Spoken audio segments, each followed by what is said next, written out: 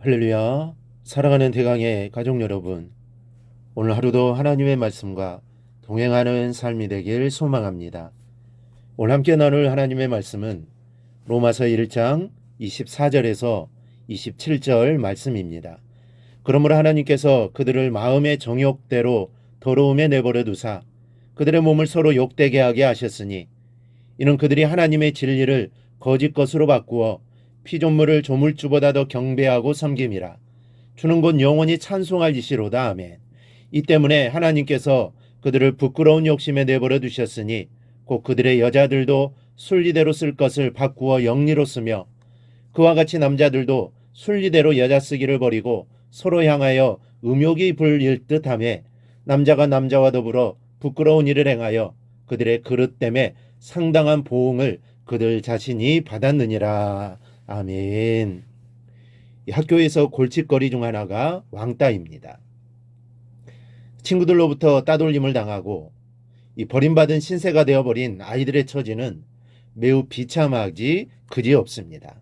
심지어는 자살까지 유발시키는 동기가 되기도 한다는 점에서 이 왕따 문제는 학교 문제이기 전에 또 심각한 사회 문제로 대두되어 있습니다. 인간이 버림받는다고 하는 것만큼 비참한 일은 없을 겁니다. 자신이 속해 있는 공동체에서 버림당하고 또 과정에서 외면당하고 사회조차 받아주지 않는다면 외롭고 비참한 인생을 살아갈 수밖에 없기 때문입니다. 그런데 이보다 더 심각한 일이 있습니다. 그것은 인간이 하나님으로부터 버림받는 일입니다. 어쩌면 이것이 인간들에게 가장 슬픈 일이고 비참한 일이 아닌가 싶습니다. 차라리 매를 맞는 편이 이보다 낫고 징계를 받는 것이 이보다 나을 것입니다. 이 본문에는 하나님께 버림받는 사람이 있습니다. 하나님께서 포기한 사람들입니다. 그들은 하나님의 관심 밖에 벗어나 있고 더 이상 그들에게는 희망이 주어지지 않는 슬픈 인생이 되고 말았습니다. 무엇이 그렇게 만들었습니까? 그 원인은 피조물을 조물주보다 더 경배하고 섬겼기 때문입니다. 25절을 보면 이는 그들이 하나님의 진리를 거짓 것으로 바꾸어 피조물을 조물주보다 더 경배하고 섬김이라. 하나님께서 저들을 내어버려 두신 결정적인 이유가 바로 이것입니다. 다른 것은 몰라도 인간이 천지만물을 창조하신 하나님보다 하나님께서 만들어 놓으신 피조물을 더 귀하게 여기면서 거기에 절하는 것은 하나님께서는 절대로 보시지 않습니다. 그래서 버리신 것입니다. 모세가 십계명을 받기 위해 시내산에 올라갔을 때 이스라엘 사람들은 금송아지를 만들어 놓고 하나님이라고 하면서 섬겼습니다. 그때 하나님께서 그들을 다 멸하시고 모세로 새 민족을 이루겠다고 하셨습니다. 하나님이 우상을 섬기는 것을 얼마나 싫어하셨으면 애굽에서 고생해서 이끌어낸 사람들을 다 죽인다고 하셨겠습니까? 그만큼 하나님은 피조물을 창조주보다 더 귀하게 여기고 섬기는 것을 싫어하시는 겁니다. 영원히 하나님을 찬송하고 하나님을 섬겨야 할 사람들이 우상을 섬긴다는 자체가 하나님의 진노의 대상이요 버림받는 이유인 것을 알아야 합니다. 그래서 바울은 이 말씀을 하면서 주는 곳 영원히 찬송할 이시라 이렇게 힘주어 말합니다. 여러분, 우상을 숭배하는 것은 하나님께서 제일 싫어하시는 죄악입니다. 우상을 숭배하는 자들에게 내려지는 조치는 버리는 것 외에는 없습니다. 이제 더 이상 간섭하지 않으시겠다는 뜻이고 자신들의 범죄로 말미암아 스스로 자멸하도록 내버려 두시겠다라는 말입니다. 그렇다면 우리에게는 하나님께 버림받을 만한 우상 숭배의 죄가 없습니까? 우리가 다른 것은 다 놔두고 하나님께서 만드신 피조물을 숭배하는 경우가 없는지 우리는 살펴봐야 합니다. 오늘날은 신우상주의가 만연한 시대인데 이 새로운 우상을 금권만능주의라고 합니다. 이 돈으로 모든 것을 이루어 나가고 모든 것을 돈으로 해결하려는 사상입니다.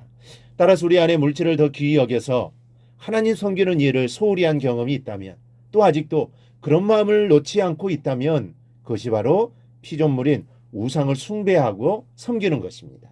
그리고 이렇게 살아가는 것이 버림받아 마땅한 죄인 것을 알고 버림받기 전에 신속하게 회개해야 할 것입니다. 그러면 피조물을 섬기다가 하나님께 버림받으면 그 결과가 어떠한 모습으로 나타납니까? 성적인 타락으로 나타납니다. 25절, 26절, 7절 말씀을 보면 이 때문 하나님께서 그들을 부끄러운 욕심에 내버려 두셨으니 곧 그들의 여자들도 순리대로 쓸 것을 바꾸어 영리로 쓰며 그와 같이 남자들도 순리대로 여자 쓰기를 버리고 서로 향하여 음욕이 불일 듯하며, 여기서 순리대로 쓸 것을 바꾸어 영리로 쓴다는 말은 동성애를 말합니다. 지금 이 세대 동성애 문제를 얼마나 시끄러운지 모릅니다. 여러분, 돈을 앞세우고 돈을 중요시하면서 살게 되면 반드시 성적인 타락이 따라옵니다. 이것은 역사적으로 증명된 사실입니다. 역사적으로 물질적인 풍요를 누렸던 곳이고 성적인 타락이 극심하지 않은 경우가 없고 성적인 타락이 극심한 나라나 도시치고 멸망하지 않은 나라가 없습니다. 성경에 나오는 소돔과 고모라가 그랬고 폼페이가 또 로마가 그랬습니다. 그러나 하나님의 심판은 멸망이 다가 아닙니다.